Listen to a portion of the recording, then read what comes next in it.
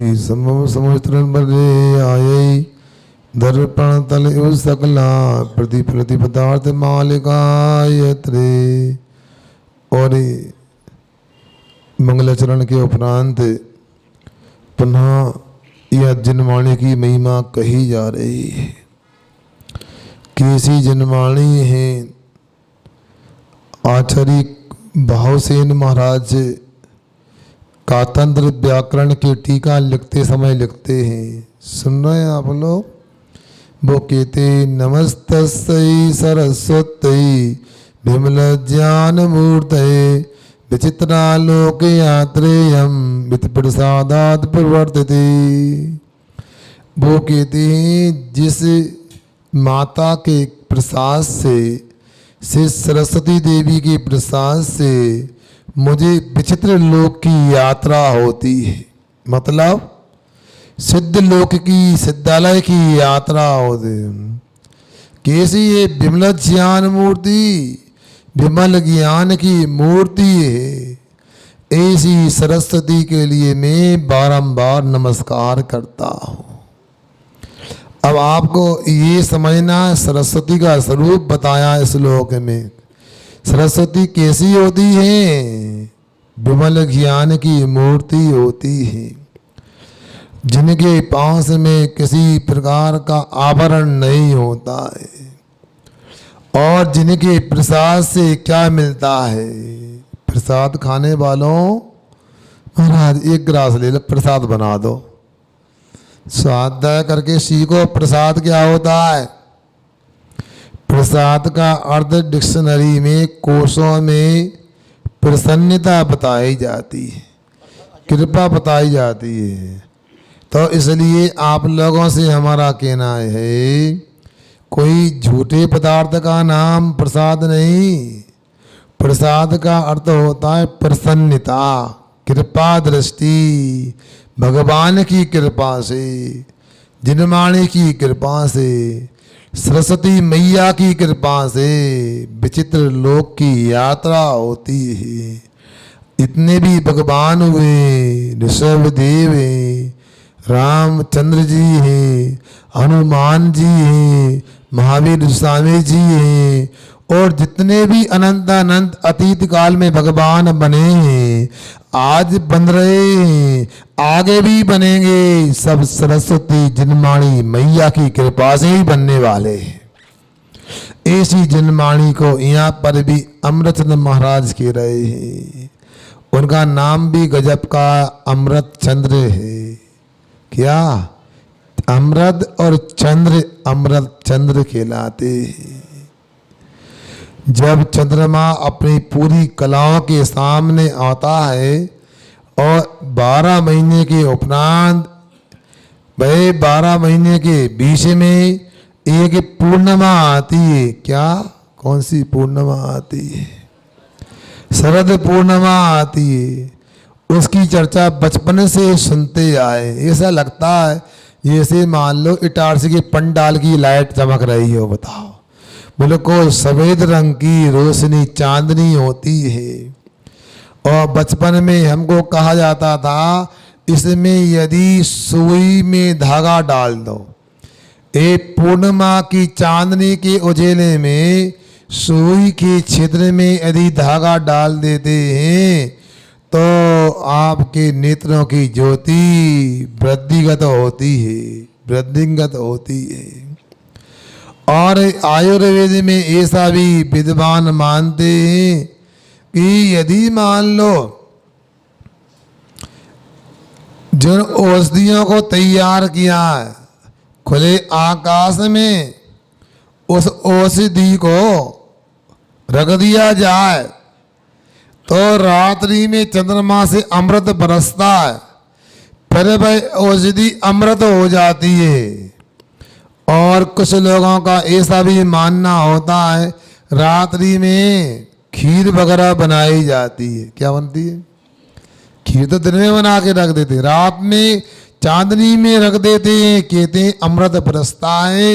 वो खीर फिर खीर नहीं होती, अमृत हो जाती है। सुन रहे? मतलब कुल मिलाकर अमृत की वर्षा होती है। सुना है आप लोगों ने? कभी अमृत चखा है आप लोगों ने? क्या मतलब? बातें कर दो खाली खाली बताओ। अरे हमसे पूछो चखा है कि नहीं चखा है? आज से 27 साल पहले गुरु महाराज की कृपा से हमको नेमावर सिद्ध क्षेत्र में अमृत का लाभ मिला था। बताओ, सोच लो, विचार करो। ये अमृत यहाँ पर भी गिरा है। अमृतत्व हेतु भूतम, ये जिनवाणी कैसी अमृत का कारण भूत है। अमृत क्या होता? न मृता इति अमृता, जिससे मरण ही नहीं होता वो अमृत कहलाता है। सुना? समझ में आ रहा है आप लोगों के लिए? इसका नाम अमृत है। तो ये खाने पीने की बात ये नहीं, अमृत तो वह जिस रसायन के माध्यम से, जिस सामग्री के माध्यम से मरण का ही मरण हो जाए वो अमृत होता है।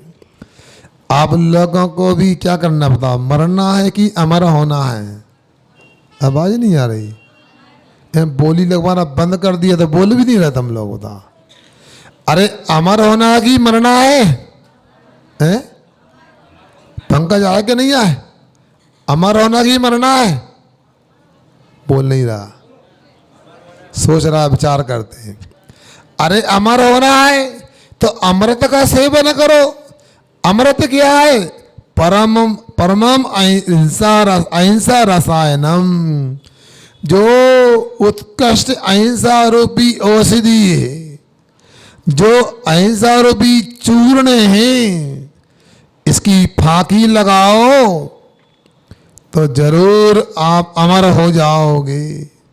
यहाँ जो अज्ञानी लोग हैं वो अनेक प्रकार की चर्चा करते हैं, संतुष्ट हो जाते हैं। आचार्य कहते हैं ये असंगत बात जो की जाती है, जो जमती नहीं ऐसी बात की जाती है, उनको देखकर व्याकुल नहीं होना, परेशान नहीं होना। कभी कभी क्या होता है, इनकी सुने कि उनकी सुने। रात में मैं बोलता नहीं, मौन रहता मेरा, तो मेरे मौन का भी लोग उपयोग करते हैं। एक व्यक्ति रात में आए थे, क्या बोल गए बता दें? आप क्या करें बताओ? क्या दुनिया का त्याग करें कि जैन धर्म का त्याग करें? जब देखो त्याग त्याग त्याग त्याग, मतलब समझा नहीं है। बताओ, मैंने नाम नहीं लिया, अगल बगल वाले के ना जी गोयल वकील साहब होंगे। बता हम नाम भी नहीं खोलते, समझते हैं डारसी वाले कौन की बात हो रही है। बता, अब सोचो, आपको अभी जैन धर्म समझना बाकी यदि ऐसा कहोगे। जैन धर्म में बिल्कुल भी त्याग नहीं कराया जाता है। कोई माई का लाल तो बता दो माइक पे आके क्या त्याग कराया जाता है। हमारे दीपक वकील साहब ने बालों का त्याग कर दिया, उनके बाल थे कहां? उनके बाल क्या थे? आचार्य तो कहते संविधान में परमाणु मात्र भी मेरा नहीं, परतल मेरा है ही नहीं। बताओ, जीव द्रव्य जो है वो मेरा है। सुनो, आपकी व्यवस्था है यहां पर। हाँ,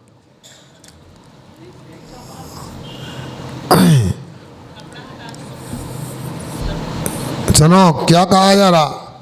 ये कहा जा रहा है यहां पर कि सुनो कि अपना त्याग होता नहीं और पर का ग्रहण होता नहीं। सुनो, रात वाले भी दिन वाले सब सुनो, और वकीलों को जरूर सुनना है, वो तर्क देते हैं। अरे आचार्य कहते हैं पुद्गल का ग्रहण। अरे ज्यादा व्यवस्था करोगे तुम लोग। सुनो, पर द्रव्य का ग्रहण होता नहीं और अपना त्याग होता नहीं। और सुनो, इधर देखो, अपू भाई देख लो, पहले काम कर लो, हम देख लेते हैं। जब मंगलाचरण हो जाता है ना, जिनवाणी को देखो, कोई भी आए, सुन रहे ना, मुनि महाराज भी आ जाए, स्वाध्याय चल रहा है तो स्वाध्याय करो, बाद में जिनवाणी के बाद उनको नमोस्तु करो। सुन रहे कि नहीं? यही समझ में, क्योंकि देव शास्त्र गुरु में शास्त्र बड़े होते हैं और उनके आचरण करने वाले मुनि महाराज छोटे होते हैं। क्या समझ में आया? यदि कोई महाराज जी हैं तो क्या करोगे? खड़े हो जाओगे। हमने बार बार बोला, जब ये मैं ब्रह्मचारी था तो बुलंदशहर गया था, मेरठ के पास में। मैं प्रतिक्रमण कर रहा था, अचानक कोई महाराज आ गए तो मैं प्रतिक्रमण करता रहा। अपने डर तो लगा कि अरे मैंने यार महाराज जी खड़े नहीं हो पाए, अन्यथा लगेगा। मगर उल्टा हो गया, बे महाराजा मेरी पीठ ठोक लगे, शाबाश, जनमानी का लाल पहली बार देखने मिला है। अरे भाई जनमानी पहले बाद में हमें, अरे हमारी क्या औकात, हम तो तुम्हारी तो चटाई में बैठे रहते थे। जनमानी गुरु की कृपा से यहाँ तक आए। तो अब आगे ध्यान रखना, इधर उधर नहीं, इधर देखो। जनमानी की बात क्या बोल रहा था मैं? क्या क्या हाँ, रात की बात कर रहा था मैं। तो आप लोग जो रात की चर्चा करते हो मुझे याद तो रहता है, समय पे जवाब देता हूँ। एक व्यक्ति आ गए, वो चतुर्मास कमेटी के अध्यक्ष, हम कल मुंडन कराएंगे। क्यों कराओगे? उनको लगा कि कोई ज़्यादा लाभ मिलेगा। बात तो सही है, यदि मान लो बाल रहेंगे तो जो बातें ब्रह्मरंध्र से अंदर जाएंगी वो बालों के बीच में से कैसे जाएंगी बताओ? माता बहन तो ऐसे कर लेती हैं, तो उससे ज़्यादा तुम लोग कहाँ करते हो? इसलिए हमने तो बोल दिया कि आप करो। हम तो ये समझते हैं यदि यहाँ की अध्यक्ष और मंत्री ने यदि मुंडन कराया मतलब जिम्मेदार लोग हैं लोग, क्योंकि बाद में किसी से कहें पहले अपन करके बताओ। और आपको लगता है तो मैं ये कह रहा हूँ, इन्हें बालों का त्याग किया है। जब शरीर ही अपना नहीं है, जहाँ देह अपनी नहीं तहाँ न अपना कोई, घर संपत्ति पर बिगड़ पर ही परिजन लोय। जब शरीर अपना नहीं है तो बाल अपने कहाँ हो सकते हैं? जब शरीर अपना नहीं है कपड़े अपने कहाँ हो सकते हैं? जब शरीर अपना नहीं है तो बता सोना चांदी घर द्वार अपना कैसे हो सकता है? और दूसरी बात, प्रत्येक द्रव्य में एक सामान्य गुण होता है, उसको कहते अगु लघुत्व गुण कहते हैं। अब अगु लघुत्व गुण कैसे कहते हैं? परिभाषा जानते हैं आप? जिस शक्ति के निमित्त से एक द्रव्य दूसरे द्रव्य रूप नहीं होता, एक गुण दूसरे गुण रूप नहीं होता, उसका नाम होता अगु लघु गुण तो होता है। कूलर की आवश्यकता है क्या? आवाज आ रही है, डिस्टर्ब हो रहा है। अब सुनो, तो क्या इतना ठंडा मौसम तो कभी मिलता नहीं। देखो सोच लो, अटारसी वालों का पुण्य है, अन्यथा तो बहुत गर्मी लगती है। कई बार बच्चे लोग शेखर जी गए थे, वहाँ तो बिल्कुल आग बरस रही है बताओ, मगर अटारसी में तो अमृत बरस रहा है बताओ। आपका सामूहिक पुण्य का उदय है। तो ये सुनो, एक द्रव्य कभी दूसरे द्रव्य रूप नहीं होता। द्रव्य का एक गुण दूसरे गुण रूप नहीं होता है। अंतर आया ना? हाँ, तो पहले कर लेना चाहिए व्यवस्थाएं। तो यहाँ अब सोचो, जो अपना कुछ है ही नहीं तो त्याग क्या करना? जैन धर्म में त्याग करने को कहा है, अपनी वस्तु त्याग करने को नहीं, पराई वस्तु त्याग करने को कहा। वकील साहब रात में बोल रहे थे, आपसे पूछूं, आप रात में मान लो सो रहे हैं और धोबी की यहां से एक चादर आ गया, उसमें लिखा था राधेसेन, और वो मांगने आ गए, भैया ये चादर तो हमारा, तुम्हारा कैसे? नाम देख लो भैया। अरे भैया क्षमा करो यार, ले जाओ। आप ईमानदार व्यक्ति हो, राजेश का नाम लिखा चादर पर, आप लौटाओगे नहीं लौटाओगे? बोलो ना। तो हमने त्याग कर दी चादर का, तुमने त्याग की चादर का है? तो मैंने क्या किया? जिसकी वस्तु उसको मैंने दे दी, इसको त्याग बोलते? तो जैन धर्म में कुछ भी त्याग नहीं कराया जाता है, जो पराया है उसे छोड़ा जाता है। और जो जो पराया उसे छोड़ते जाओ, छोड़ते जाओ, छोड़ते जाओ। एक दिन भय आएगा, पुरुषार्थ सिद्धि उपाय आपको सिद्ध हो जाएगा, आप सिद्ध बन जाओगे। समझ में आया? अब अपनी वस्तु नहीं, उसे त्याग करने में क्यों संकोच करते हो, आनाकानी क्यों करते हो? क्योंकि आज तक हम सिद्ध क्यों नहीं बन पाए, हमें मोक्ष क्यों नहीं मिला? हमने पराये सामान को अपना मान के रखा है। परमाणु मात्र भी आत्मा का नहीं है, इसलिए ये परम अहिंसा है और पर वस्तु का ग्रहण करना ही हिंसा है। इसलिए परम अहिंसा रूपी रसायन को प्राप्त करके, अज्ञानियों के तर्क को प्राप्त करके आपको आकुल व्याकुल नहीं होना चाहिए, अपने को चिंता करना ही नहीं चाहिए, क्योंकि जन्माणी माता हमें प्राप्त हुई है। सुन रहे ना आप लोग? ऐसी माता है, इसको हृदय में रख लो, आपके जन्म जन्मांतर तक के दुखों का नाश हो जाएगा। आज नहीं कल तो कल आपको अपने शुद्ध आत्मा की प्राप्ति हो जाएगी, शुद्ध आत्मा उपलब्धि हो जाएगी। इसलिए आने वाले पर्वों को आप बाहर मत समझना। आप लोग तो नहीं समझते, मैं अपनी बता रहा हूँ। जब लगता था 10 लक्षण आ रहे हैं, घड़ी में 12 बजते थे, तब तक खाना पीना होता रहता था। मगर इतने संस्कार थे, जैसी 12 के बाद चोट लगेगी, 10 लक्षण लगेंगे तो 10 दिन तक बंद खाना पीना। सुन रहे ना? मगर वो उस समय कठिन लगता था, मुझे समझ में आ जाता है कुछ कठिन नहीं होता। 10 लक्षण धर्म जो है अपने लिए अपने स्वभाव की ओर लाने का एक उपाय है। क्रोध अपना नहीं है, छोड़ दो, ये कहते हैं। मान अपना नहीं है, छोड़ दो। मायाचारी अपनी है क्या? बोलो ना, तो छोड़ो। लोभ अपना है क्या? नहीं है, फिर क्या दिक्कत है? चारों को छोड़ो तो सत्य प्रकट हो गया।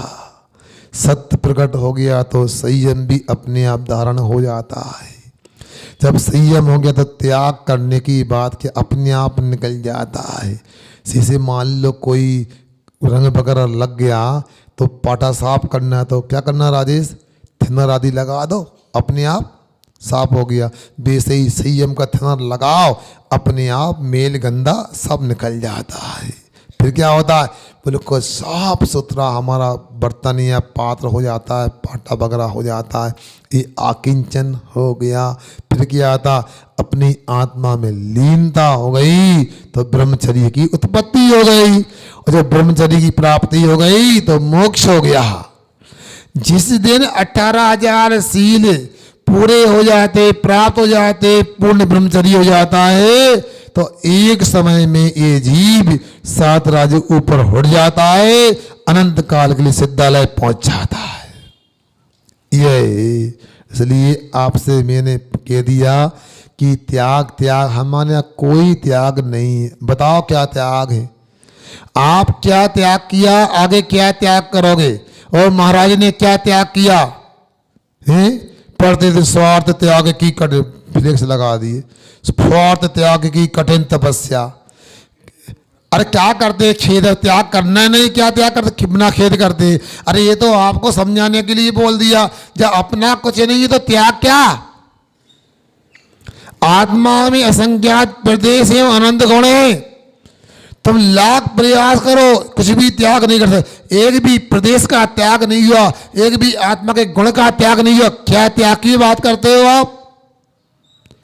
हैं बोलो। और कोई आपका त्याग करा भी नहीं सकता। अनंत अनंत भगवान भी आ जाए, आपकी आत्मा का एक गुण छीन नहीं सकते, आत्मा का एक प्रदेश छीन नहीं सकते। जितने थे, जितने हैं, उतने ही रहेंगे। बोलो। आप लोगों को अध्यात्म आना चाहिए। महाराज प्रसार सिद्धि उपाय न पढ़ा, कठिन और कुछ पढ़ा, क्या पढ़ा है आपको? अरे आपको थोड़ा कठिन भी जरूरी होता है। ये माता बहनें बहुत होशियार हैं, बच्चों को पहले तो दूध देती हैं, दूध पिलाती हैं, फिर धीरे से थोड़ा सा उनमें आटा मिला के, क्या वो तो आटा हो है? है? तो उल्टा सीधे मत लाया करो, घर का आटा सीखो सोला का। सेरेलेक बोला बताओ, कॉम्प्लेक्स क्या है? कॉम्प्लेक्स सेरेलेक क्या है? हाँ देखो दादी से मिल लेना, ये पंकज से सिखा देना तुम। हाँ अब सुनो, अब इसके बाद में जब उसको पिलाती हो, वो ही अकेला दूध में घोल के पिला दिए, चम्मच से डाल दिए 2-2 बूंद, फिर बाद में रोटी का टुकड़ा भी, थोड़ा चावल भी, फिर इसके बाद खकरिया पपड़िया भी, फिर तो और भी, मतलब धीरे धीरे। तो उसी प्रकार आपको हम कब तक सेरेलेक पिलाएं? थोड़ा कुरकुरा भी खाओ, कठोर भी खाओ, चरपरा भी खाओ, खट्टा मीठा भी खाओ, तो इसके माध्यम से शरीर का पोषण होता है। नहीं तो हम नहीं जानते कुपोषण के शिकार हो जाओ तुम लोग। आजकल चल रहा है कुपोषण हो रहा है, तो मैं नहीं चाहता हूँ इटारसी वालों को ये 5 महीने में इतना पोषण मिलना चाहिए, इतना पोषण मिलना चाहिए, 100 वर्ष तक दुबले ना हो ये लोग। इसलिए आगे क्या कह रहे हैं, अगला 79 नंबर का श्लोक पढ़ते ही 34 नंबर का प्रश्न निकालो। बहुत अच्छा विषय है, मौसम भी अच्छा है, आपका उत्साह भी अच्छा है, धीरे धीरे लोग आ रहे हैं। लाइन एरिया दूर पड़ता है इसलिए आ जाएंगे अपने टाइम से। सूक्ष्म सूक्ष्म भगवत धर्मो धर्मार्थम धर्मार्थम। भैया आपस में कर लो, पुस्तक दे दो उनको। हमारे किशोर भैया बैठे बताओ, नीचे बैठ नहीं पाते मगर नीचे बैठ गए आज तो। धर्मार्थम इंजने देखो कितनी पुस्तक रखी, ये तो तुम्हारी कहानी। देखो भैया राजेश भैया निशंक, तो युवा लोगों को ज्ञान दान कर सकते हो ना। हाँ अब रहने दो। धर्मार्थम इंजने इंजने। सुब्रत आगे जाओ, पीछे नहीं बैठो, हो जाओ। शुभम आगे बैठो। इंजने न 280 और पुस्तक से खोल के देखो, पुस्तक पढ़ो, अच्छे से उच्चारण करो। ये जिनमाणी का उच्चारण करते ही पाप की नजरा होती है और कंठ में जिनमाणी विराजमान हो जाती है। 280 इति धर्म मुग्ध हृदय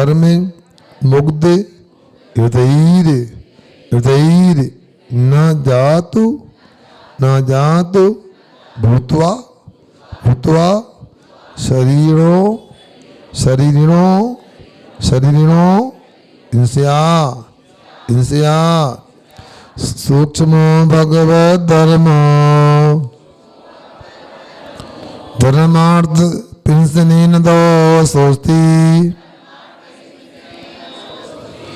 इति धर्म मुग्ध हृदय न जातु भूत्वा शरीरण हिंसा सूक्ष्म भगवत धर्मार्थम इंसनेन 280 यदि धर्म मुग्ध हृदय न जातु भूत्वा शरीरण नहीं न जातु भूत्वा शरीरण हिंसा। धर्मार्थ में बिंदी अनुसार भी ये दिख नहीं रहा, इसलिए पहले गड़बड़ हो गया था। सूक्ष्म भगवत धर्मार्थम इंसनेन 280 यदि धर्म मुग्ध हृदय न जातु भूत्वा शरीरण हिंसा। बोलो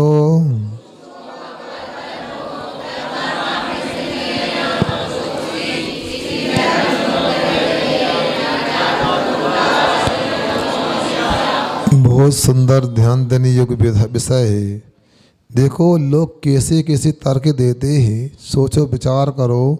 भगवत धर्मो, भगवान का जो धर्म है ना, सुन रहे सब लोग, ये बहुत सूक्ष्म है, सूक्ष्म। वहाँ भगवान का धर्म बहुत बारीक है। कितना त्याग करें, त्याग त्याग कितना त्याग। आखिर बताओ, जब भी महाराज जी पास जाओ त्याग करो। तो आगे बता रहे हैं, देखो धर्मार्थम हिंसने न दोषोस्ति। हाँ, धर्म के लिए हिंसा करने में कोई दोष नहीं है। इति इस प्रकार से धर्म मुग्ध हृदय, और जो धर्म में मुग्ध हैं ऐसे व्यक्ति, या धर्म में जो भ्रांति को प्राप्त है, भ्रम को प्राप्त हैं, ऐसे हृदय वाले व्यक्ति जो हैं, वे ऐसे हृदय से श्वेत बुधवा हो करके जातु कदाचित कभी भी शरीर ना शरीरधारी जीव ना इंसा नहीं मारने चाहिए, क्योंकि अनेक प्रकार की बातें आती हैं। सुनते महावीर भगवान का जब जन्म हुआ था, उस समय धर्म के नाम पर हजारों पशुओं को अग्नि में होमा जाता था और कहते थे देखो धर्म के लिए इनको डालना ये गलत नहीं, इनको वैकुंठ की प्राप्ति होती है, जन्नत की प्राप्ति होती है। अभी भी आप लोग ध्यान देना, कभी जब बकरे बकरा काटते हैं लोग क्या करते हैं, मैं नहीं जानते, भ्रांति है।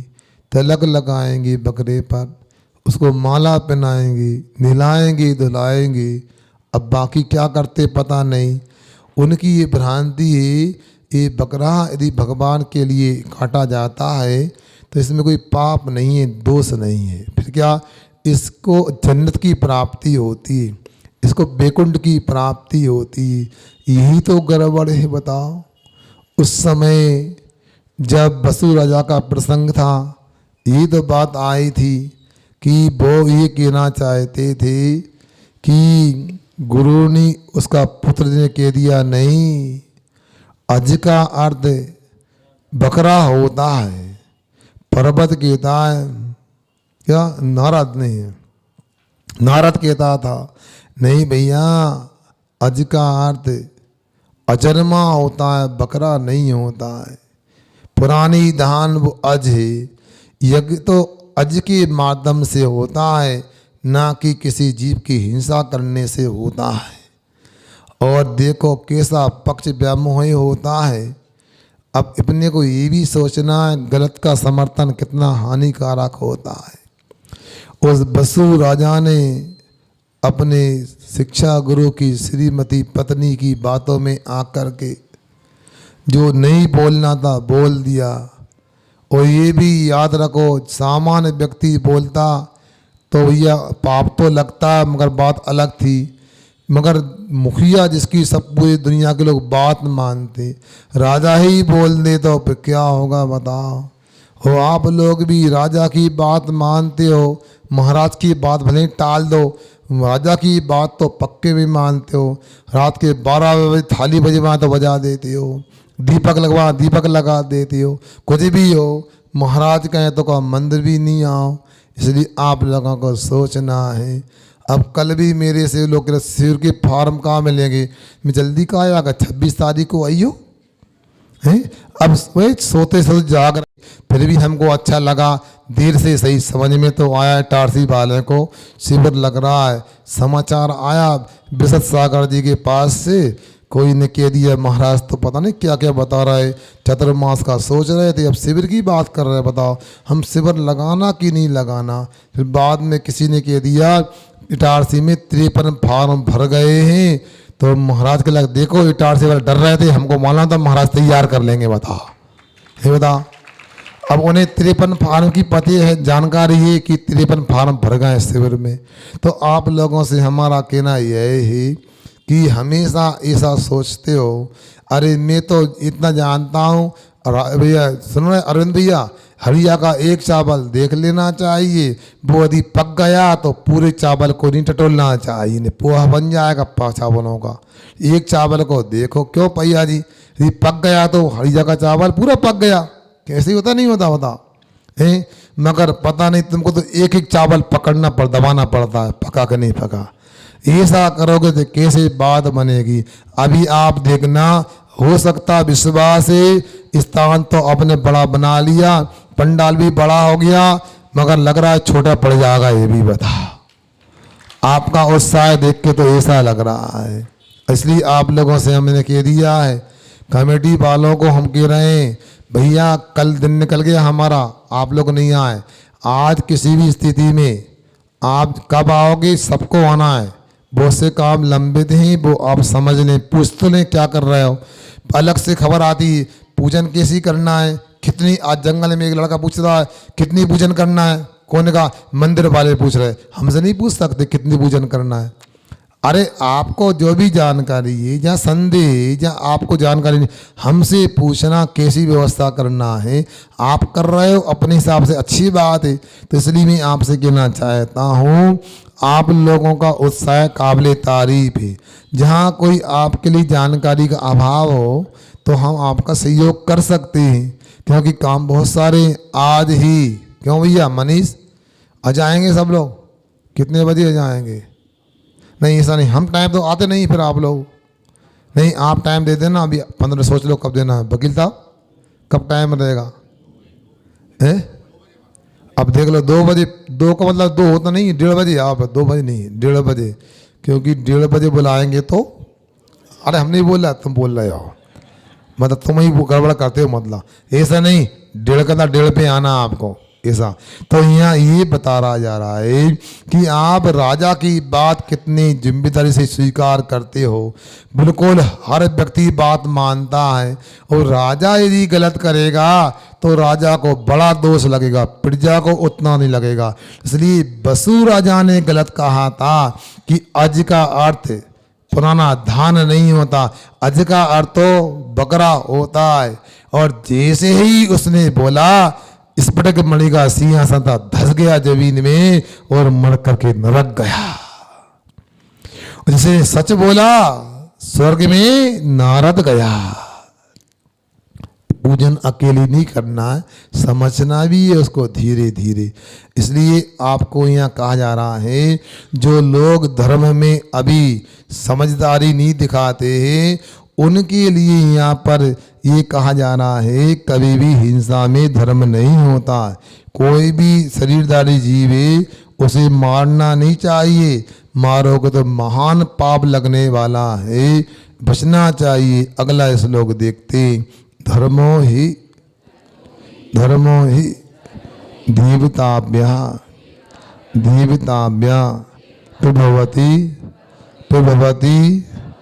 प्रभवती। इस बोर्ड को अलग रख दो भैया, इसको बीच में क्यों लगा है? आप लोग अलग कर देते या नहीं? ऐसा रख दो, उधर रख दो कूलर पे ऊपर। हाँ, श्रोता दिखना भी चाहिए ना। हाँ, तो क्या कहा? प्रभवती ताभ्या। अरे ऐसा रखो, देखिए लोगों को ऊपर रखो, कूलर पर रख दो। हाँ, देवताभ्य प्रभवती ताभ्या प्रदीमिः सर्वं इति दुर्विवेक कलिताम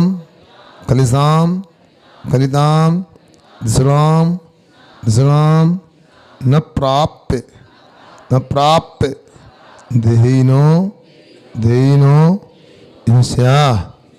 इंस्या। भैया हम तो इतना हैं, जितनी बुद्धि उतना बता देते हैं आप लोगों को, मगर हम कि जितनी बुद्धि है पूरी ले लो, आप काम अच्छा करो, मगर आप अपनी बुद्धि का उपयोग नहीं करोगे, महाराज पूरी खर्चा हो गई तो फिर बाद में क्या होगा? कोई बात, अपनी बुद्धि बचा कर रखो आप लोग हैं। इसलिए एक छोटे छोटे काम को भी अपने को समझना पड़ता है। धर्मो ही देवताभ्यः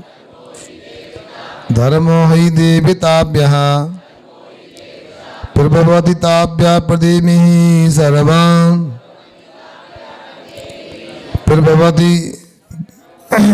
प्रभवति ताभ्यः प्रदीमिः सर्वं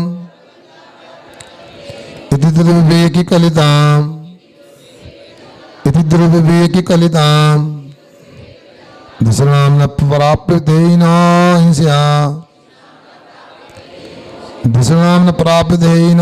हिंस्या। धर्मो हि देवताभ्या प्रभवतिताभ्या प्रदेमी सर्व इति कलिताम् दूसराम न प्राप्ते नांस्या। बोलो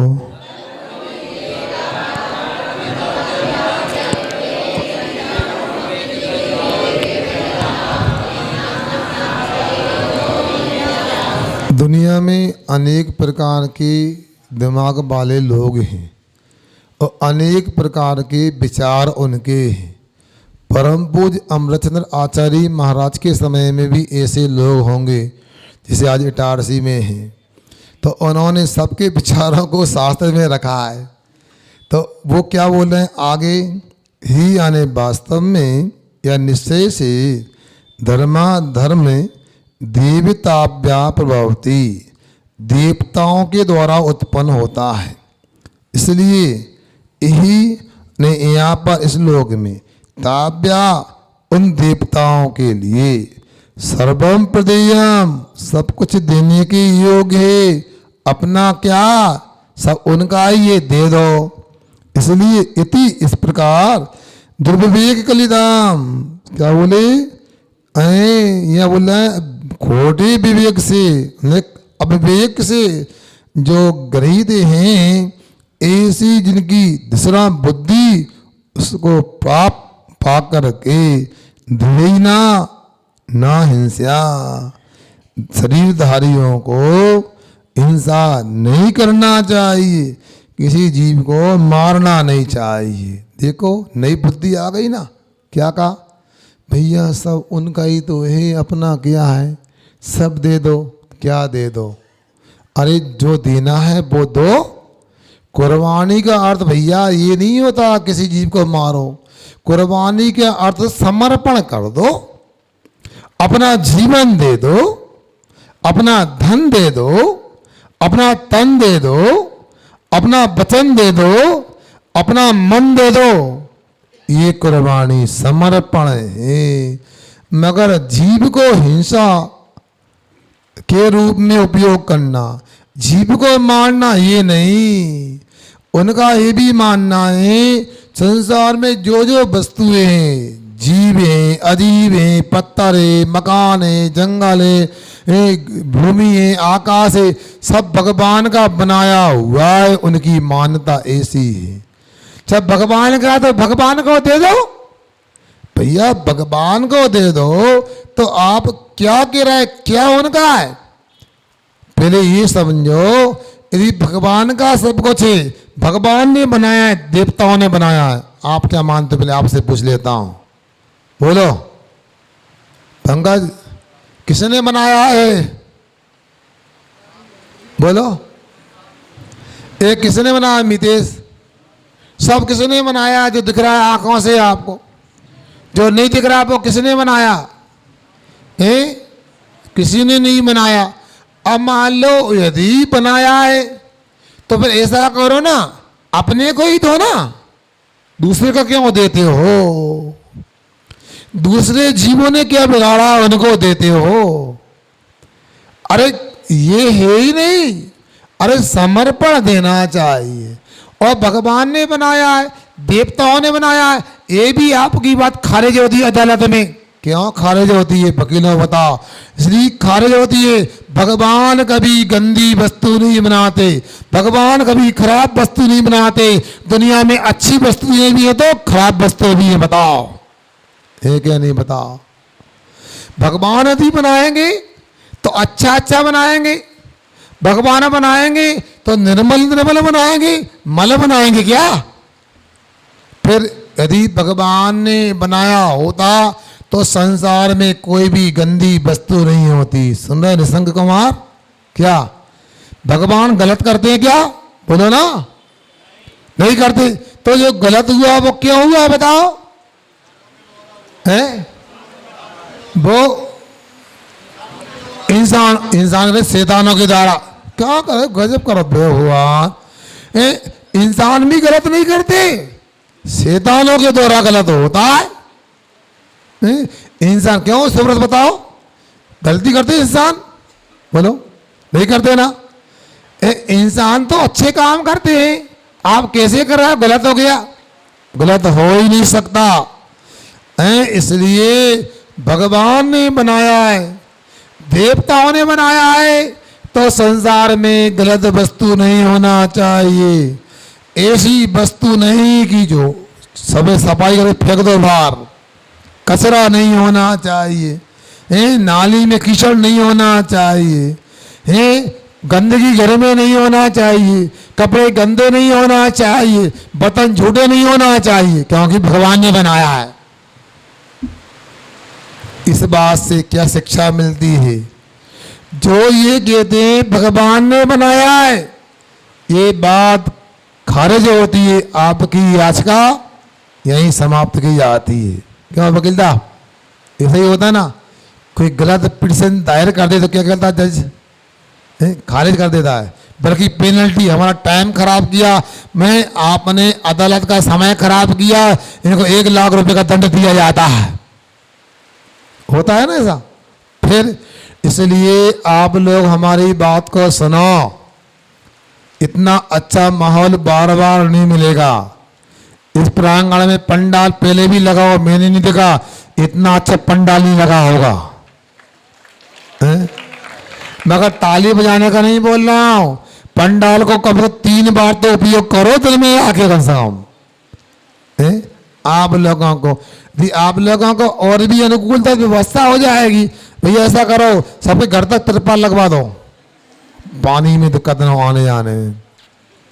अरे मगर लाभ तो लो। तो यहाँ जो कहा जा रहा है, कितनी बड़ी बात की आचार्य महाराज ने, कि लोग तर्क देते हैं कि जो कुछ भी है भगवान के द्वारा बनाया है अथवा देवताओं के द्वारा बनाया है, ये खोटी बुद्धि है, दुर्विवेक है।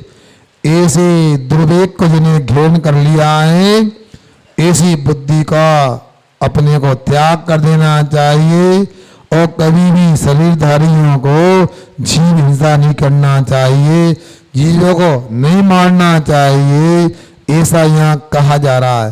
फिर और भी तर्क दिए जाते हैं, क्या कहते हैं सुनो आगे। पूज्य निमित्तम घाते घाते छागादीनाम न कोपि दोषोस्ति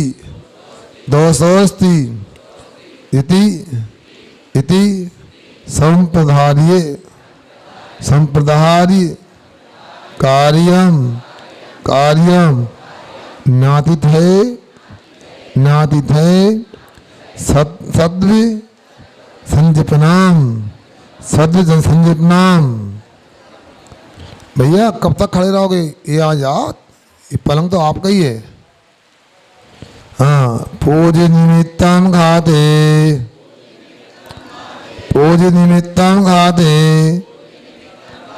छागादीनाम न कोपि दोषोस्ति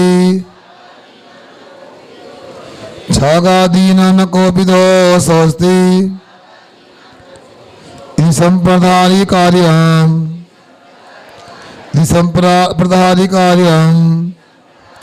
नातिथे सत्संजपनाम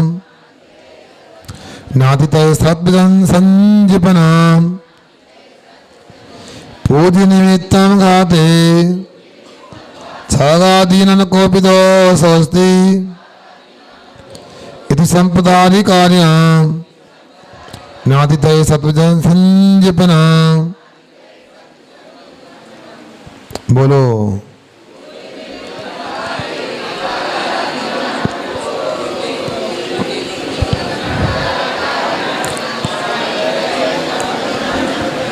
पढ़ने में नहीं आए क्या?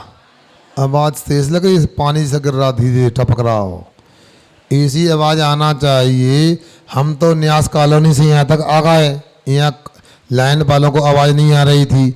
अब आप ऐसी आवाज़ लगाया करो कि सो रहे हैं तो जग जाएं। पढ़ो अच्छी एक बार।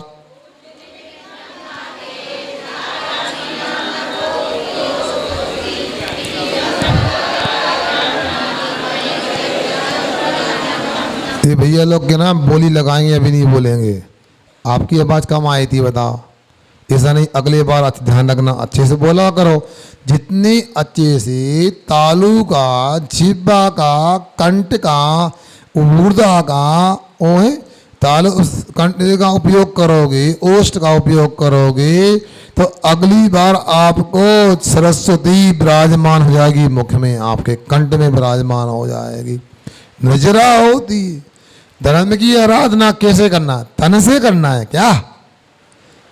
वचन से भी करना है, मन से भी करना है। ऐसा नहीं समझना हमारे दीपक भैया, मनीष भैया ने मुंडन करा लिया, ये मुंडन शरीर का नहीं, मन से भी मुंडन करा के आए, मतलब मन भी साफ करके आए अपना। और आप लोगों को बता रहे भैया देखो, मैं तो कुछ करता नहीं, स्वास्थ्य का भी बनाता नहीं हूँ, मगर यदि कोई बात करता है तो मैं बालों में कैसे बनाऊं तुम्हारे, बताओ निशंक है। अब एक दिन में काम होगा नहीं, इसलिए आप लोगों को यदि कुछ संस्कार वगैरह की बात कुछ करना है तो भैया चिकना सिर होता तो स्वास्थ्य बन सकता। हमारी दीक्षा हुई तो हमारे गुरु महाराज ने स्वास्थ्य बनाया कब? जब चिकना मुंडा हो गया था हमारा। जब इसलिए आप लोगों को मानस बनाना, इसलिए हम कुछ नहीं बोल रहे, मगर आपको मन से भी, वचन से भी और काया से तैयार होना। तो स्वाध्याय भी मन से भी होता है, तन से भी होता है, वचन से भी होता है। अब मतलब कुछ लोग यहाँ बैठे, अब बताओ पानी गिरने लगा, अब कैसे यहाँ घर? ये मन में आ गया तो घर बार लाभ नहीं मिलेगा। जब बेटे हो और जिनमानी का अमृत बरस रहा है तो रसपान क्यों नहीं करो? करना चाहिए। मैं तो सोचता हूं जब इटारसी आया हो तो इटारसी का एक भी व्यक्ति न बचे जिसको जिनमानी का रसपान न मिले। क्या सुन रहा है सुब्रत? सुनने में आ रहा? एक व्यक्ति नहीं बचना चाहिए, सबको जिनमानी का। देखो हमारी बात समर्थन कर रहे हैं, देखो बादल भी। इसलिए आगे सुनो क्या कहते हैं।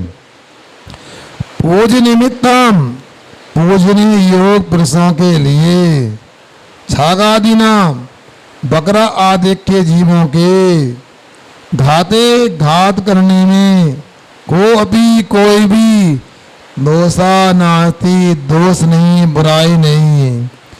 यदि इस प्रकार संप्रदाय विचार करके, अतीत सही में कल यहाँ पे आया तो लगा, ऐसा लग रहा इटारसी अब आया हूँ बताओ मैं, और आज ऐसा लग रहा कि वर्षा काल अब आया है।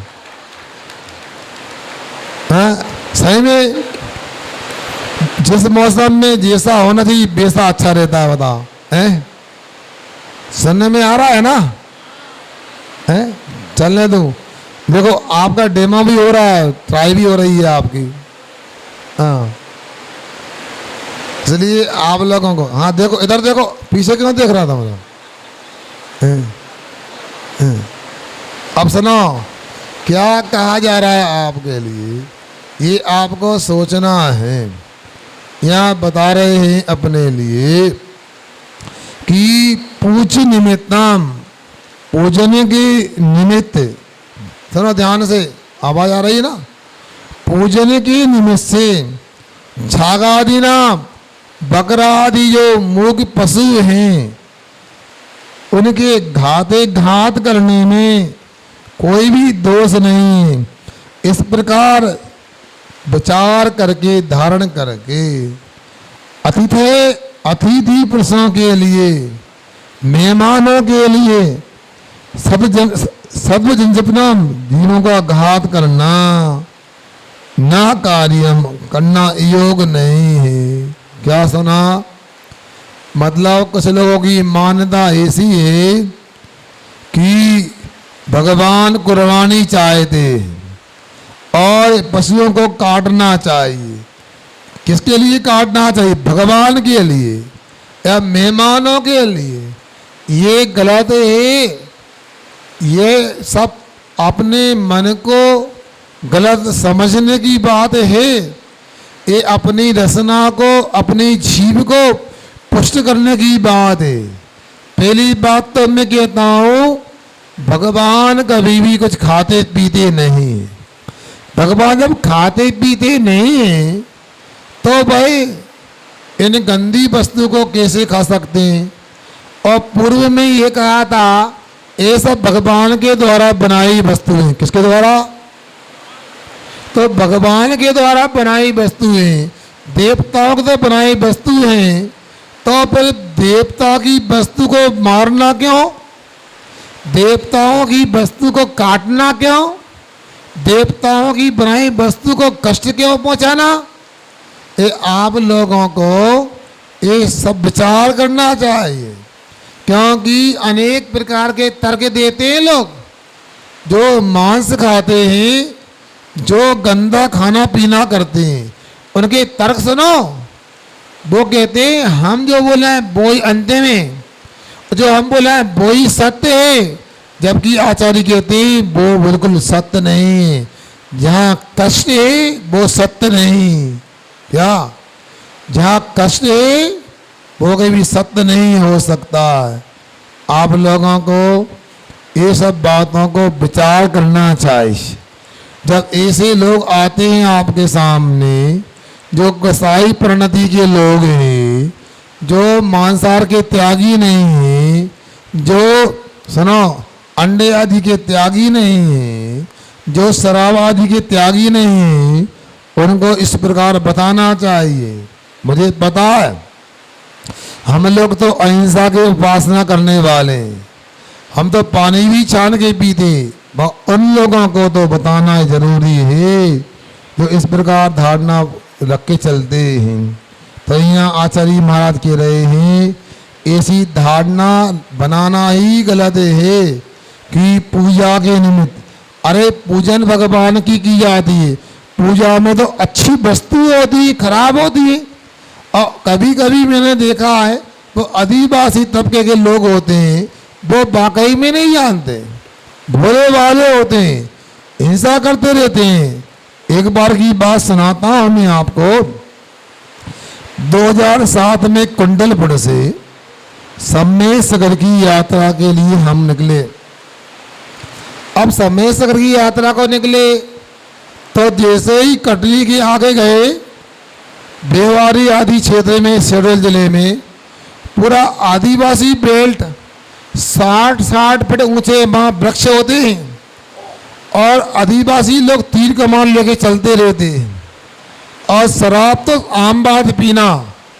एक व्यक्ति भयंकर शराब पी के आया और कम से कम एक परात में 10 किलो चावल लेके आया। 4 महाराज थे, उसको लगा 4 बाबा जी है, तो 4 नारियल लेके आया, श्रीफल लेके आया। सुना, इतना मोटा अगरबत्ती का पुड़ा लेके आया और आकर उसने चढ़ा दिया ऐसे करके और नमस्कार किया। हमको लगा देखो ये आदिवासी अज्ञानी है, शराब तो पीता जानता नहीं, मगर इसको भी समझाएं ये जैन धर्म का पालन भी कर सकता है। तो दूसरी जगह हमारा जाना हुआ तो हम बिहार कर रहे थे और थक गए तो एक चबूतरा रास्ते में मिला और चबूतरे में एक पत्थर रखा था त्रिकोण जैसा, उसमें सिंदूर लगा था। तो जैसे ही मैं चबूतरे जाके बैठा निसई निसई करके, तो आसपास के 2-3 आदिवासी आ गए। वो आदिवासी आए और उन्होंने क्या किया, बस मेरे पास आकर के सिर झुकाया। तो मुझे लगा ये भद्र परिणामी सज्जन हैं। तो मैंने पूछा भैया ये कौन से देवता है? तो उन्होंने अपनी भाषा जो भी बताया कौन से देवता है। क्या होता है, यहाँ पर एक वर्ष में 2 बार बलि चढ़ाई जाती है। क्या चढ़ाई जाती है? बलि चढ़ाई जाती है। तो हमने पूछा बन करके कि बलि का अर्थ क्या होता है। यहाँ बकरा चढ़ाए जाते, बकरे काटे जाते हैं और बकरे को काट के और वहाँ उसके मुंडन से उसका अभिषेक करते हैं, ऐसा कुछ बताया। हमने कहा देखो आप लोग भोले वाले हो और हमको मानते हो। हाँ बाबा आपको तो मानते हैं, देखो हमारी बात सुनो, हम आपको पूजा करने की विधि सिखाते हैं। हमने कहा कोई भी भगवान होते हैं, कोई भी परमात्मा होते हैं वे किसी के खून के प्यासे नहीं होते। बताओ, आप और हम खून के प्यासे हैं? नहीं है। जब हम खून के प्यासे नहीं हैं तो ये भगवान या आराध्य जो है वे खून के प्यासे कैसे हो सकते? बात समझ में आ गई। हमने कहा तुम लोगों को यदि पूजन करना है बकरा बकरा नहीं, आप तो मावे की मिठाई, क्या समझ रहा है, बकरे चढ़ाने का, बकरे काटने का त्याग कर दो और मावे की मिठाई लोगों को खिलाया करो। शुद्ध दूध घर में होता क्या होता? भैंस लगती है, बकरी भी है। हमने कहा ऐसा नहीं करना, तो बहुत सारे लोग इकट्ठे हो गए और उन्होंने कहा बाबा आज से नियम लेते, बकरा महंगा भी पड़ता है और खून निकलता है, कैसे तो हमें समझ में नहीं आया। आपने समझा दिया, आज से हम बकरा काटने का त्याग करते हैं, मिठाई बांटा करेंगे। बताओ, समझाने से समझ में आता है। उस दिन मालपानी स्कूल में मैंने कहा, बच्चों से पूछा, उसमें मुसलमान बच्चे भी थे, हिंदू बच्चे भी थे, सब थे।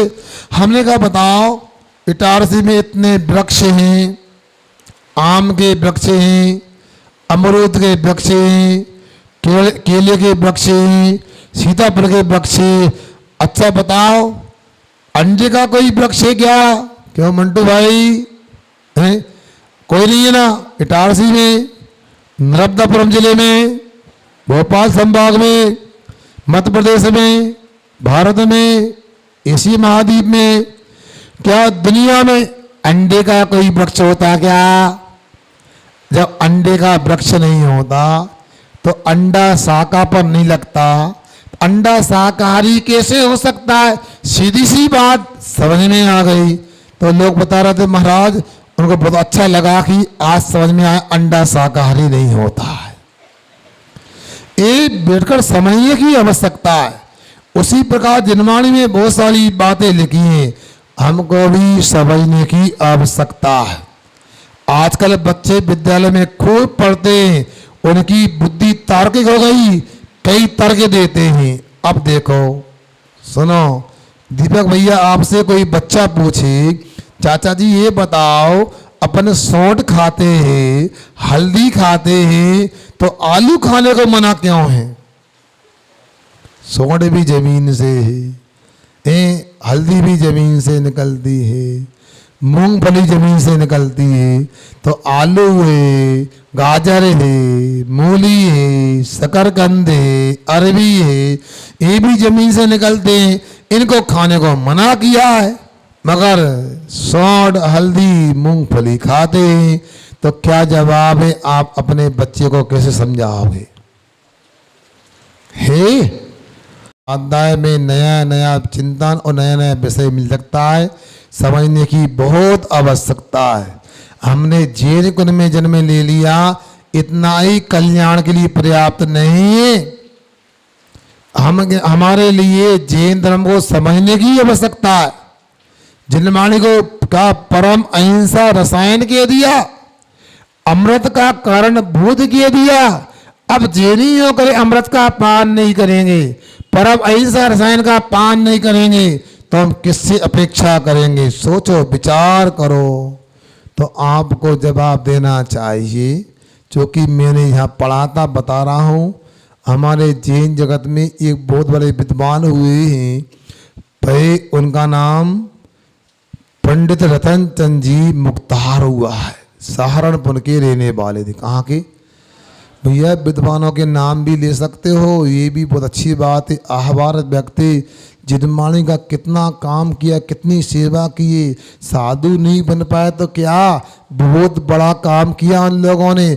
उनका भी इतना ऋण जैन समाज के ऊपर, जितना चुकाओ उतना कम है, जिंदगी भर भी आभार मानो तो कम है उनका।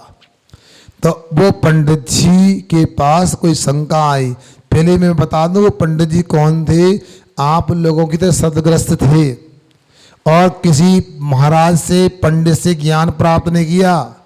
इसी जिनवाणी सुना करते थे और इसी प्रकार से शास्त्रों को पढ़ते देते थे, और इतना अच्छा उपशम था उनका, चोटी के विद्वान बन गए। उनका 60 वर्ष का जीवन हुआ तो लोगों ने अभिनंदन करने की बात आई समाज में। उन्होंने कहा कोई अभिनंदन ग्रंथ नहीं निकलना है, आप तो मेरी शंका समाधान की पुस्तक छपा दो। तो 4 भागों में प्रथमानी योग, करणानी योग, चरणानी, द्रव्यानी योग, 4 भागों में वो ग्रंथ पढ़ना कहीं मिल जाए। तो उसमें चरणानी योग ग्रंथ में एक शंका आई। किसी ने कहा पंडित जी जब हल्दी खा सकते हैं, जब सौंठ खा सकते हैं, तो आलू खाने का क्यों मना करते हो? यदि आप कहो आलू गीले खाते हो तो हम ऐसा करते हैं, सौंठ और हल्दी की तरह आलू की चिप्स बना के सुखा लेंगे, फिर तल के खा लेंगे। तल के देखो। तो पंडित जी ने बहुत अच्छा जवाब दिया। सुन रहे कि सो गए तुम लोग? ये पीछे वाले दीपक सुन रहे ना? हाँ सुनो, अब सुनो क्या कहा। पंडित जी कहते हैं हल्दी सौंठ क्यों खाई जाती है?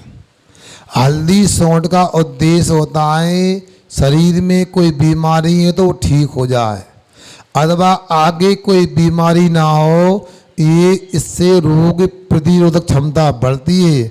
हल्दी सौंठ आदि का प्रयोग करने थे। यूँ तो पूरे चौके के मसाले रोग प्रतिरोधक होते हैं, आप लोगों को सभी मसालों का प्रयोग करना चाहिए। अब उन्होंने कहा हल्दी सौंठ को तो रोग से बचने के लिए खाया जाता है, और हल्दी सौंठ को कितनी मात्रा में खाया जाता है? 1 किलो हल्दी लगती, 2 किलो लगती है रोज? हैं? चुटकी भर लगती है। हल्दी सौंठ चुटकी भर ली जाती है। तो आपको कोई वैद्य हकीम बोल दे आपकी बीमारी ऐसी हो गई, आपको आलू खाना है, प्याज खाना है, आपको मूली खाना है, और उसका कोई विकल्प नहीं है, वो तत्व दूसरे पदार्थों से मिलना संभव नहीं है, तो आप जितनी मात्रा में हल्दी सौंठ खाते हो उतनी मात्रा में आलू प्याज खाने को मना नहीं कर रहे हैं। सुना? समझ में आ गया? और उन्होंने ये भी कहा हल्दी सौंठ को सुखाते नहीं। सुन रहे कि सो गए? क्या होता है? हाँ, ऐसा लगता है ये माँ तो हल्दी सौंठ घर में तैयार करती हैं, बाकी बाजार के पाउच चलाते हैं लोग। अरे बोल दे क्यों नहीं? एक ही माँ बोले का ठेका लिया। अच्छा, प्रतिनिधि हैं आपके? अच्छा इसलिए अब मैं ये कहना चाहता हूँ हल्दी सौंठ सूखती है, और आलू की उसको टुकड़े करके चिप्स बना के सुखाना होगा, आंवले की चिप्स की तरह। इसलिए अपने को आलू प्याज आदि गलंत पदार्थों का, जैविक कंद का त्याग कराया है। फिर मैं पूछता हूँ आपसे, ये जमी कंद खाने में क्या होता है? इनके खाने में गीले होते, अंदर भी गीले होते हैं, और गीली अवस्था में उखाड़ा जाता है, तो इनके संपर्क में गीली मिट्टी होने से त्रस्जीवों की भी उत्पत्ति होती है। उखाड़ने पर त्रस्जीवी विराधना को प्राप्त होते हैं। इसलिए जमी कंद के सेवन से स्थावर जीवी नहीं, त्रस्जीवों की भी विराधना होती है। इसलिए आप लोगों को ये जनवाणी के प्रसंग को बड़े अच्छे से समझने की आवश्यकता है, समझना चाहिए। एक एक बात समझोगे तो सही मायनों में आप जेनी होगे। अभी हम लोग जन्म से जेनी हैं, अपने को बुद्धि से भी जेनी बनना है, अपने आचरण से भी जेनी बनना है। अभी बहुत कुछ करना बाकी है। इसलिए मैं आपसे पुनः कहता हूँ, शिविर में जिनको नहीं बैठना है, पंडाल को देख के लग रहा छोटा पड़ जाएगा, ना बैठो। आप लोगों को जो करना करो, मगर इतना याद रखो जिंदगी में मरने के पहले जेनी बन जाओ। क्या कहा? मरने के पहले जेनी बन जाओ। कल भी मैंने कहा था, शंका समाधान में पूछा लोगों ने, हमने उनसे ये कहा कि ये शिविर क्यों लगाया जा रहा है? ये शिविर इसलिए नहीं कि अच्छा खाना पीना मिलेगा, ये मावा मिष्ठान मिलेगा, नहीं। ये शिविर क्यों लग रहा? अपने अच्छे कपड़े आ रहे हैं नए नए, इसलिए नहीं। ये शिविर क्यों लग रहा? घर में टाइम नहीं कटता, इसलिए नहीं। ये शिविर क्यों लग रहा है? जीवन जीने की कला सीखना, इतना ही नहीं। ये आपको क्यों शिविर लगा रहा है? आपको डॉक्टर बनाना? इतना ही नहीं, मैं तो इतना ही चाहता हूं, जब मरना निश्चित है तो मरने की तैयारी करने को शिविर लगाया जा रहा है। जिन्होंने ताली नहीं बजाई मतलब उनको मरना नहीं है लगता, अमर होके आया है। अरे मरना तो पक्का है, मगर मरने की कला सीख लो। आप लोग कई तर्क करते हो, अभी 3 दिन पहले मेरे से किसी ने तर्क किया, जन्मदिन मनाने में क्या दिक्कत है? भैया फायदा क्या बताओ, ये समझाओ हमें। सही में कई बार तो ऐसा लगता है इटारसी के भाइयों को देख के, ये क्लास लगा मैं पढ़ूं इनसे, बताओ हैं? एक व्यक्ति बोलता है अष्टमी भी नहीं, चतुर्दशी भी नहीं, कोई पर्व भी नहीं, आज उपवास करने की आवश्यकता क्या, आहार को निकलो आप। मैं कल आना क्लास पढ़ेंगे आपसे, कब उपवास करना कब नहीं करना है। उसी प्रकार मैं आपसे कह रहा हूं कि आप लोगों को सोचना विचार करना है, क्या करना क्या नहीं करना है। इसलिए आप लोगों को मरने की कला नहीं आई तो क्या होगा? क्योंकि जन्मदिन की बात करते हो, रत्नखंड शराब का चार का नाम सुना है? उसमें 14 और 15 श्लोक मरण कैसे करें संलेखना समाधि मरण के लिए लिखे गए हैं, खोल के देख लेना। इसके बाद इतना ही नहीं, गौमठ सार कर्मकांड आदि में भी भक्त प्रत्याख्यान इंगनी मरण प्रायोगमन की चर्चा की गई है। इतना ही नहीं भाई, अमित गति आचार्य महाराज ने 1600 श्लोकों में मरण घंटिका में मरण कैसे करें ये लिखा गया है। इतना ही नहीं, शिव आर्य ने भगवती आराधना में 2365 गाथाओं में मरण कैसे किया जाता है इसका व्याख्यान किया है। तो मैं चाहता हूं इतने सारे ग्रंथ तो आप शायद नहीं पढ़ोगे, तो 10 दिनों में इनका सार आपके बीच में रखो कि मरण कैसे किया जाता है। कुत्ते की तरह तो अनादि से मरे हैं हम, अब मैं चाहता हूं जैन कुल में जन्म लिया, अब हमारा पंडित मरण हो, हमारा वीर मरण हो, हमारा महावीर स्वामी की तरह मरण हो। इसलिए ये शिविर लगाया जा रहा है और आप लोगों को अपना मानस तैयार करना है। और जिन्होंने भोजन कराने के नाम लिखवाए हैं और जो भी यहाँ का प्रभारी भोजन व्यवस्था का, इन्हें जो माता बहनों के नाम है उनको बुलाकर पूछ लें कितने लोग कुआं का पानी का भोजन कराएंगे और कितने लोग ट्यूबवेल का भोजन कराएंगे। सुन रहे ना, ये भी स्पष्ट करना जरूरी है अपने लिए। दूसरा, स्थानीय माता बहनें जो हैं जो घर जाएंगी उनकी गिनती कितनी है, ताकि आपको क्लियर हो जाएगा भोजन लेने वाले कितने हैं और कराने वाले कितने हैं। वकील साहब, ये क्लियर होना चाहिए। और दूसरी बात यह है, यदि आप लोगों ने मुंडन कराने की बात रखी है तो उस दिन नहीं होगा, आप पहले से तैयार अपने मानस करें। इतना अवश्य, कभी मान लो कोई संस्कार की बात होती स्वास्थ्य आदि की, मना नहीं है, मगर ये ऐसा नहीं होगा। ये काले ना काली दाढ़ी दिखना चाहिए ना सिर दिखना चाहिए, मगर सिर बात नहीं है।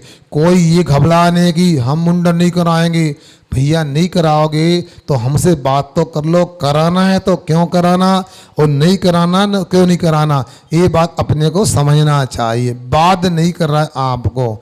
और दूसरी बात यह है कि आप लोगों को जो लोकल वाले 17 तारीख के पहले संपर्क करना है, अपने फार्म क्लियर करना, आपके फार्म मंजूर हुए कि नहीं हुए, आपके फार्म के साथ प्रवेश पत्र आपने लिया कि नहीं लिया। और 17 तारीख को हो सकता सुबह की कक्षा के समय से ही किट वितरण होने लगेगा, क्योंकि शिवरार्थी ज़्यादा हो गए हैं ऐसा लग रहा है और सामग्री सीमित है। कमेटी वाले प्रयास करेंगे अपने फॉर्म क्लियर कर लें, ताकि व्यवस्था अभी भी कुछ संभाल सकते हैं। सुन रहे आप लोग, सभी लोगों को सहयोग करना है, व्यवस्था अपनी है। और इटारसी वालों की तो डबल जिम्मेदारी, शिवरार्थी भी हैं और मेजबान भी हैं। हाँ बोलो।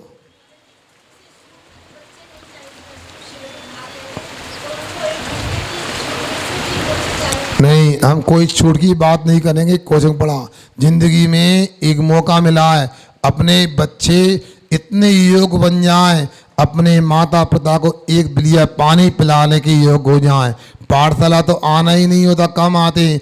10 दिन में इतना सीख जाएं, माता पिता के पैर में दर्द तो क्या करना चाहिए। इसलिए आप बिल्कुल विकल्प नहीं करना। दुनिया में तो क्या क्या हो रहा है, अपने मजहब के नाम क्या क्या कर रहे हैं, तो अपने को सोचना है।